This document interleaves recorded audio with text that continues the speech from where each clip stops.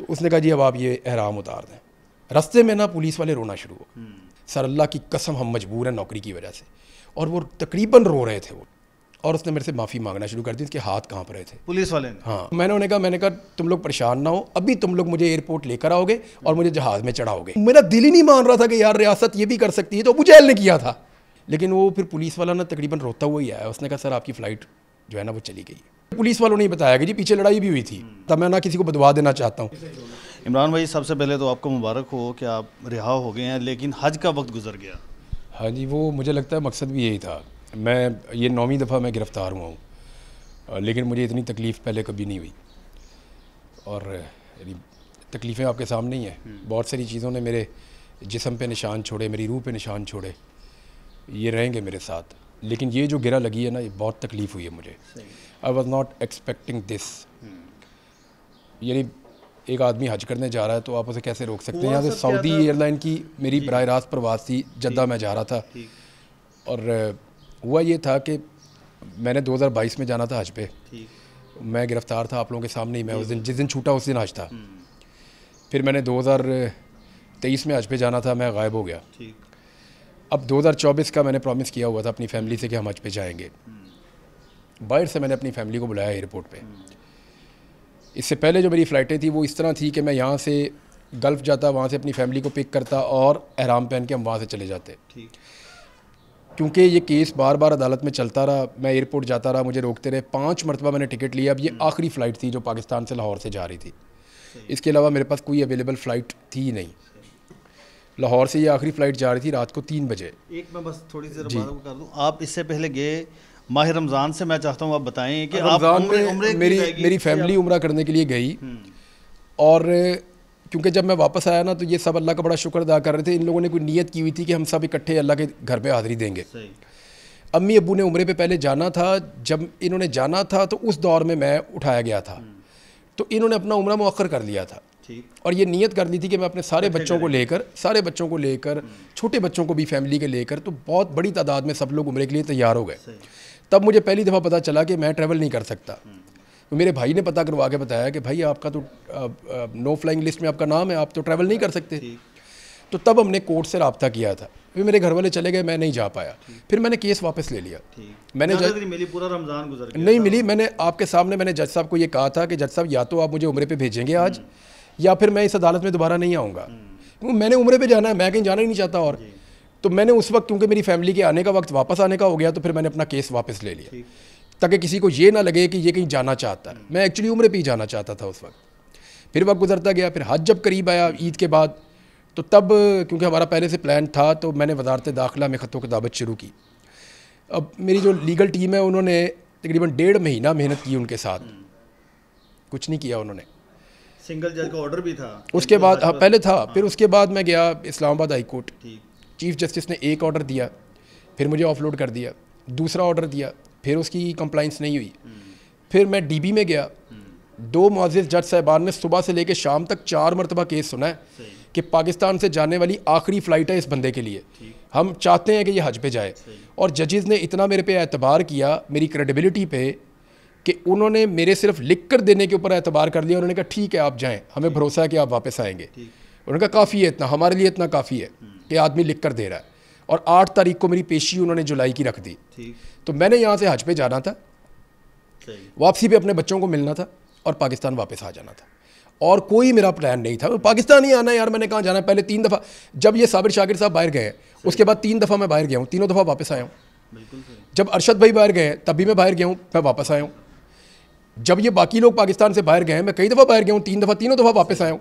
तो भाई मैंने नहीं आना होता तो मैं पहले ही भाग जाता। अब मैं हज करने जा रहा हूँ भाई, 3 साल से कोशिश कर रहा हूँ, फॉर गॉड सेक आप समझें बात को। और मैंने तमाम लीगल जितने भी ऑप्शन हैं वो इस्तेमाल किए। फाइनली अदालत ने मुझे कहा जी आप जाके इंटीरियर सेक्रेटरी को मिल लें, अगर वो कुछ श्योरिटी आपसे लेना चाह रहे हैं, क्योंकि उन्होंने अदालत में कह दी हम ले लेते हैं श्योरिटी। मैं गया, मैंने उनसे पूछा तो उन्होंने कहा जी 10 लाख रुपये आप, मेरी सारी जायदाद भी मांगते ना मैं दे देता इनको। हज पे जा रहा हूँ भाई, जितने ज़्यादा पैसे इनके पास रखवा के जाऊँगा उतना ज़्यादा सवाब होगा। तो मैं तो 10 लाख का तो मसला ही कोई नहीं था। ये तो कहते अपनी सारी जायदाद, घर, गाड़ी सब कुछ रख के चले जाओ, तो मैं रख के चला जाता, गिर भी रख के चला जाता अपने आप को भी, कि मैं हज करके वापस आ जाऊँगा। मैंने जनाब इनको वो 10 लाख इन्होंने मांगा, उसका पे ऑर्डर भी वहाँ वो सिद्दीक जान ने मेहरबानी की, उसने फ़ौरन जमा करवा दिया। सही है। और सारी इजाज़त लेके उनसे अप्रूवल का लेटर लेके हाई कोर्ट ने लिखा है कि इसको नहीं रोका जाएगा। एयरपोर्ट की प्रेमिसेस में जब मैं यहाँ पहुँचा और मैंने गुस्ल किया और एहराम पहना और मैंने 2 नफल पढ़े। तैयारी से ही आप हाँ, क्योंकि ये घर हमारा सबसे करीब ये वाला घर है, एयरपोर्ट से सबसे करीब। मेरा जो दूसरा घर है वो दूर है एयरपोर्ट से, ये घर करीब है एयरपोर्ट से। तो मैं इधर आ गया, मैंने फटाफट यहाँ पे, इसने मुझे अली ने कहा कि तू इधर आ जा यार, साथ ही एयरपोर्ट है, 5 मिनट के फासले में, यहीं से तैयार होकर निकल जाएँ, तू फ्रेश हो जाएँ। तो मैं खुद क्योंकि गाड़ी चलाता हुआ आ रहा था और हमें 8:30 बजे फैसला मिला था। तो आप सोचें कि हम किस हसल में आए होंगे कि रास्ते में पानी पीने के लिए भी हम नहीं रुके। तो मैं जब यहाँ पहुँचा तो मैंने आके गुस्ल किया, गुस्ल करके मैंने आराम पहना, 2 रकात मैंने नफल पढ़े।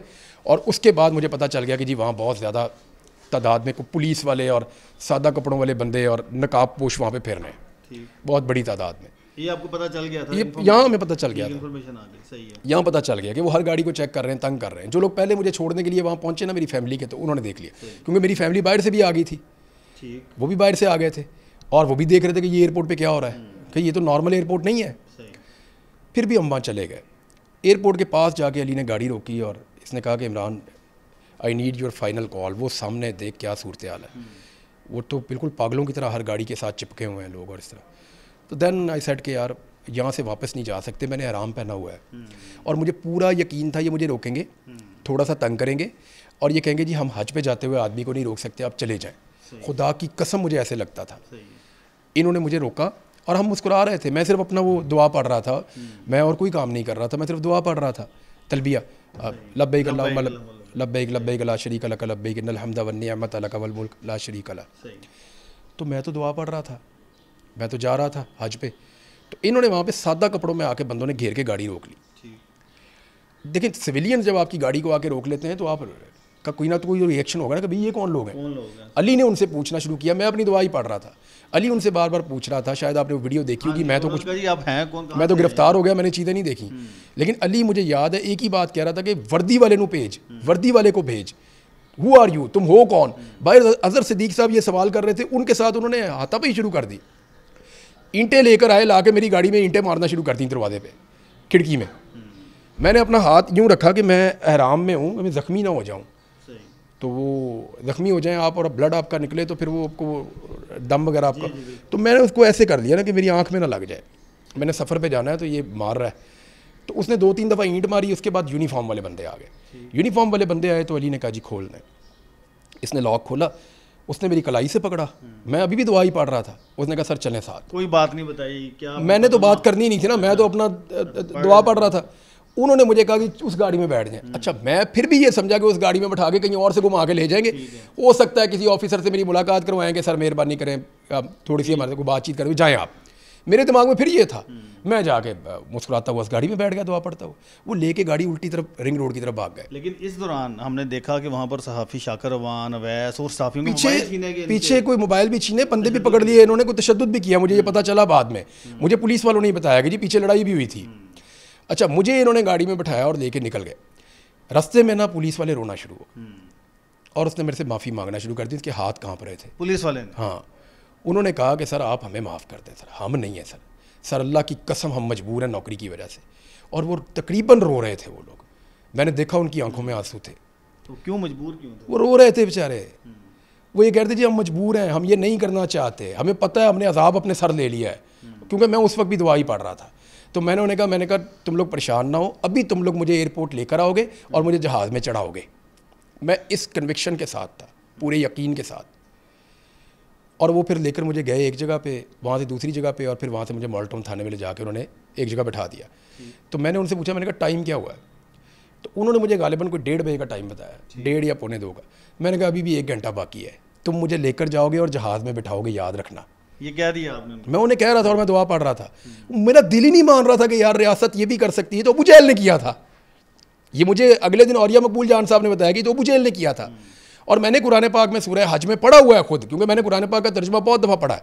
अल्हम्दुलिल्लाह मुझे मौका दिया अल्लाह ताला ने, उसकी बड़ी मेहरबानी है, उसने किताब मुझे पढ़ने दी, ये उसकी तौफीक है। तो भाई उसमें तो बड़ा कैटेगोरिकली बड़ा सख्त अज़ाब है इन लोगों के लिए, ये कैसे आग से खेल सकते हैं। मुझे लगा थोड़ा डरा रहे हैं या कुछ ऐसे कर रहे हैं, थोड़ा सा परेशानी पैदा कर रहे हैं, मुझे अभी एयरपोर्ट छोड़ के आएंगे। लेकिन वो फिर पुलिस वाला ना तकरीबन रोता हुआ ही आया, उसने कहा सर आपकी फ़्लाइट जो है ना वो चली गई। फिर उन्होंने कहा जी रोते हुए आपको इन्फॉर्म हाँ, तकरीबन वो रो ही रहा था। ठीक। तो उसने कहा जी अब आप ये एहराम उतार दें। जी मैं तो नहीं उतारता हूँ। फिर उन्होंने मुझे बहुत ज़्यादा कहना शुरू कर दिया, बंदे इकट्ठे कर दीजिए, एहराम उतारेंगे, एहराम उतारेंगे। मैं कहा मैं क्यों उतारूँ भाई? कहते नहीं इसके साथ आप नहीं जा सकते अदालत सुबह। मैंने कहा यार ये कपड़े हैं, मेरे नबी ने सारी ज़िंदगी ऐसे कपड़े पहने हैं 2 चादरों के साथ, तो मैंने कहा यार इसी में आपने दफन होना होता है, मैं इन्हीं कपड़ों में जाऊँगा। उन्होंने फिर कहा कि सर बात यह है कि हमें बड़े सख्त ऑर्डर हैं, कहीं और से टीम आ जाएगी और वो आपके साथ ज़्यादती और ज़बरदस्ती करेगी, तो आप एहराम उतार दें। मैंने कहा यार ये तो अच्छी बात नहीं है। फिर उन्होंने मुझे बहुत फोर्स किया, तो मैंने कहा जी मेरे कपड़े मंगवा दें घर से, मैंने ये आपके कपड़े नहीं पहनने। फिर वो मुझे कपड़े किसी तरह उन्होंने मैनेज किया, मेरे घर से एक शलवार कमीज़ मंगवाई किसी और थाने में, वहाँ से वो थाने में लेके मोटरसाइकिल पे इधर पहुँचे मॉडल टाउन थाने में। उन्होंने मुझे कपड़े दिए और मुझे फोर्स किया कि मैं एहराम उतार के अपने कपड़े पहनूँ। फिर मुझे सुबह अदालत लेके आए। बाकी चीज़ें आपको मुकदमे का नहीं बताया गया? रात गए सारी? मुझे नहीं पता था। मुझे सुबह बताया गया कि जी आपके ऊपर 406 का मुकदमा है। कोई बंदे का भी मुझे बताया गया ये बंदा है। मैंने कहा जी मैं तो इसको जानता ही नहीं हूँ। बीच में भी कोई बंदा डॉक्टर अरशद बताया, मैंने कहा जी मैं इसको भी नहीं जानता हूँ। तो मैंने कहा आप जानते हैं इनको? तो वो पुलिस वाला हंसना शुरू हो गया, कहता सर आपको सभी पता है, आप जानते हैं कि ये क्या हो रहा है। अच्छा, पुलिस वाले को कहानी सारी पता? वो कहता है जी आप, उसने मेरे से एक लफ्ज़ इन्वेस्टिगेशन का नहीं किया। मैंने कहा यार मुझे एक दिन का रिमांड लेने के बावजूद, मैंने कहा मुझसे कोई पूछो तो सही, कोई तो काम कर लो, तनख्वाह मिलती है तुम्हें। वो कहते हैं सर हमें पता है हमें किस बात की तनख्वाह मिलती है, छोड़ दें आप, हमें पता है सारा कुछ, सारी दुनिया ही जानती है, हमने आपका रिमांड मांगना है और आपने बाइज्जत बरी होना है। मैंने कहा जी मैंने कैसे होना? उन्होंने कहा सर केस ही कुछ नहीं है, आपको रोकना मकसद था, हमने रोक लिया। ये गुनाह हमारे खाते पड़ना था, पड़ गए। खुल के बात करते थे पुलिस वाले। उन्होंने कहा सर ये गुनाह और ये अजाब हमारे सर पे पड़ना था, ये हमारे सर पे पड़ गया है, आपको हमने रोकना था, ये अजाब हमने ले लिया है, आपने जाना था, आप नहीं जा पाए। लेकिन वो मुझे कहते थे बार बार पुलिस वाले, मैं उन्हें कहता था अल्लाह आपकी ज़ुबान मुबारक करे। जितने पुलिस वाले आते थे कहते सर आपका आज कबूल हो गया। जब आपका तो मैं ये कहता था कि यार तुम्हें कैसे पता आज कबूल हो गया?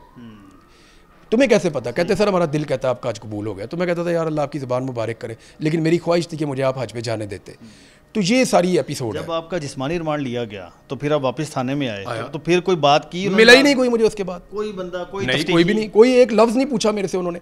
भाई जिसका मैंने 2.5 करोड़ देना है वो आता तो सही, वो सामने आता। यानी वो अच्छा, वो मरियम नवाज़ का बाद में पता चला मुझे अदालत में कि मरियम नवाज़ का कोई ओहदेदार भी है, पोलिंग एजेंट बता रहे, पोलिंग एजेंट भी रहा है, और उस हलके में कहीं कोई यूनियन काउंसिल का कोई ओहदेदार भी रहा है। यार ये अब क्या तरीका है यार? ये अब इस तरह यानी सारी ज़िंदगी मियाँ नवाज शरीफ ने जो किया है, क्या अब उसी रास्ते पे चलना है इस ख़ानदान ने, या रास्ता बदलना भी है? जो नवाज शरीफ ने बदले की, इंतकाम की, अब मैं इस बार ना कुछ कहना नहीं चाहता, मैं ना किसी को बदवा देना चाहता हूँ, लेकिन इन्होंने आग से खेला, इनको पता ही नहीं है इनसे इन्होंने किया क्या है। फ़र्ज़ करें एक लम्हे के लिए सोच लें कि यार मैं बदनीयत था, मैं भाग रहा हूँ, ये सबको पता है कि भाग के कहीं नहीं जाता, ये सब जानते हैं मुझे। एक लम्हे के लिए फ़र्ज़ करें बदनीयत हूँ, भाग रहा हूँ, फिर भी क्या हज पे जाते हुए आदमी को एहराम में रोक सकता है कोई? ये इस मुल्क की तारीख में पहला वाक़या है, पहला वाक़या कि हज पे जाते हुए आदमी को इन्होंने रोका है। तो ये मुझे नहीं समझ मुकदमे से, इस मुकदमे से डिस्चार्ज किया गया, फिर दूसरे मुकदमे में पकड़ लिया गया, और वो मुकदमा कहते जी वहाँ कोई झगड़ा हुआ और हमने कोई लड़ाई की है एयरपोर्ट पर। मैंने मैंने जाके जज साहब को बताया, मैंने कहा जी एहराम में मैं हूँ, एहराम में तो आप ऊंची नहीं बोल सकते, आप किसी को ऐसे पुश नहीं कर सकते, आप किसी को गाली नहीं दे सकते, तो ये मुकदमा किस बात का है? तो वो जज साहब भी हैरान हो रहे थे। मैंने कहा सर एहराम के अंदर जो आदमी मौजूद है, जिसने एहराम बांध लिया और नियत कर ली, उसको नहीं मार सकते। मैंने कहा बुलाएं उन पुलिस वालों को, पूछें किसी एक के साथ भी कोई बदतमीजी की हो। जब थाना सर्वर रोड वाले लेकर बल्कि मैंने पता चला आपके भाई पर, मैंने कहा सर जैसी ज़िंदगी मैं गुजारता हूँ या जिन हालात में मैं हूँ, मुझे थ्रेट रहती है अपनी ज़िंदगी की भी। मुझे इसी सरकार ने बुलेट प्रूफ गाड़ी भी लेकर दी है, सरकार ने लेकर दी है ना, मैं तो नहीं खुद से ले सकता, ये सारा इस सरकार ने किया था ना। अब मैं ये जानना चाहता हूँ कि एक ऐसा आदमी जिसकी अपनी लाइफ को थ्रेट होता है, उसकी गाड़ी को अगर अचानक सादा कपड़ों में नकाब पोश घेर लें तो उसको क्या करना चाहिए? मैंने कहा फ़र्ज़ करें सर मैं आराम में नहीं होता और ये एयरपोर्ट नहीं होता, तो मुझे क्या अपने आप को बचाने के लिए शूटिंग नहीं करनी चाहिए थी? वापस मुझे जवाबी हमला नहीं करना चाहिए था, या गाड़ी उनके ऊपर नहीं चढ़ानी चाहिए थी कि ये कौन लोग हैं सिविलियंस? तो सर आप मेरी सिचुएशन भी समझें।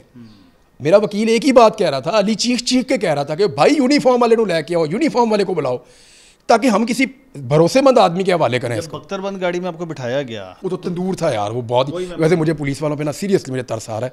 ये सारा दिन उस गाड़ी में रहते हैं जब ये आंसू गैस चलाते हैं, उस गाड़ी में इनका नीचे वाला धाड़ होता है, वो बहुत तबाही है, उसके अंदर तो तंदूर है पीछे। इन्होंने मुझे अंदर घुसा दिया, अभी साल का गर्म तरीन दिन था, 49 डिग्री टेम्परेचर, तो वो ट्रैवल तो छोटा ही था। लेकिन ये है कि उसके अंदर भैया आप अंडा बॉयल कर सकते हैं, वो इतनी उसके अंदर वो गर्मी थी बहुत ज़्यादा। तो मैंने ये उसको कहते हैं APC। अब मैंने पूछा इसका मतलब क्या है, तो उसने बताया था आर्मर्ड APC, नहीं आर्मर्ड प्रिजन, नहीं प्रिजन नहीं है, प्रिजन नहीं है, मैंने एक प्रोटेक्टेड और कैरियर तीसरा वर्ड कैरियर। एक और चीज़ भी वहाँ पर देखी कि जब आपको ले जाया गया दोबारा जब आप आए तो आपके भाई पर भी तशद्दुद किया गया, सहाफ़ियों पर भी तशद्दुद किया गया, पता नहीं कोई बड़ी फ्रस्ट्रेशन थी, बहुत फ्रस्ट्रेशन थी। मुझे ऐसे लग रहा था कि इनको सख्त ऑर्डर्स हैं कि किसी आदमी को बात ना करने दी जाए। उन्होंने कहा कि अगर आपने इनकी वीडियो बनाई तो आप पर मुकदमा हो गया। हाँ, हमें कहा कर्फ्यू, शाकिर के साथ बड़ी बदतमीजी की। वो आपके भाई छोटे हैं वो दहशत, वकास के साथ बड़े गर्म। वकास बेचारा जब अंदर आया तो मैंने उसको देख के मैंने कहा तुझे क्या हुआ? उसने कहा जी मेरे साथ, मैं तो जंग लड़के आया हूँ अंदर। ये सहाफ़ियों के साथ हो रहा था। तो मैंने कहा तुम लोग कहते सर सहाफ़ी भी सब बराबर कर दिया इन्होंने, पुलिस बात ही नहीं सुनती थी, बाहर कर्फ्यू लगा हुआ था। फिर उसने जब वो मेरे जब ज़्यादा हमने देखा, जब हाथ से बहुत निकल गया मामला और उसने मारा, तो फिर मैंने जज साहब को कहा, मैंने फिर वहाँ ऊँची आवाज़ में बोला थोड़ा सा, मैंने कहा जज साहब देखें इसने मारा है, इसे बोले मुझे मारे। मैं चल के चला गया उसके पास, मैंने कहा मुझे आप मारो। फिर वो चीज़ें ठंडी हुई, पुलिस वाले भी ठंडे हुए। मैंने जज साहब ने फिर उन्हें कहा कि बुलाओ उनको अंदर, तो फिर थोड़ा सा माहौल बेहतर हुआ अदालत का, और उसके लिए जज साहब को बड़ी कोशिश करनी पड़ी। आज जब दूसरे मुकदमे से आप डिस्चार्ज हुए तो उसके बाद भी कुछ रिहाई में थोड़ी सी रुकावट आई, हमने देखा कभी। मैं तो ये सोच रहा था कि शायद एक और मुकदमा, क्योंकि 3 ईदें 2 ईदें पहले मेरी ख़राब हो चुकी हैं, ये तीसरी दफ़ा थी बकरा ईद, तो मुझे लगा कि शायद खुदा न खास्ता दोबारा से फिर मुझे किसी और मुकदमे में उठा लेंगे। अच्छा तो नहीं लग रहा होता ना आपको। और इस दफ़ा मैं बहुत उदास भी था, यानी मेरे दिल में बार बार एक ही बात आ रही थी। अब तो आप लोग हैं सारे लोग, तो मैं कोई आपके साथ बात शेयर कर सकता हूँ ना। आप लॉकअप में जब आप बंद बैठे हुए हैं तो फिर आप सिर्फ सोचते हैं और आपके दिमाग में बार बार हैमरिंग होती है, थोड़े चलते रहते हैं कि हज पे रोका, हज पे रोका।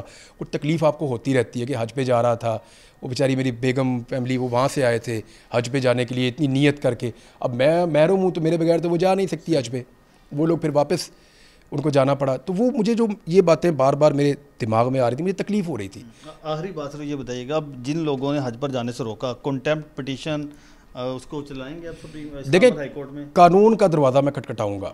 जो 2 जाली मुकदमे बनाए गए मुझे हज पे जाने से रोकने के लिए, वो दोनों जो मुकदमे हैं वो खारिज हो गए।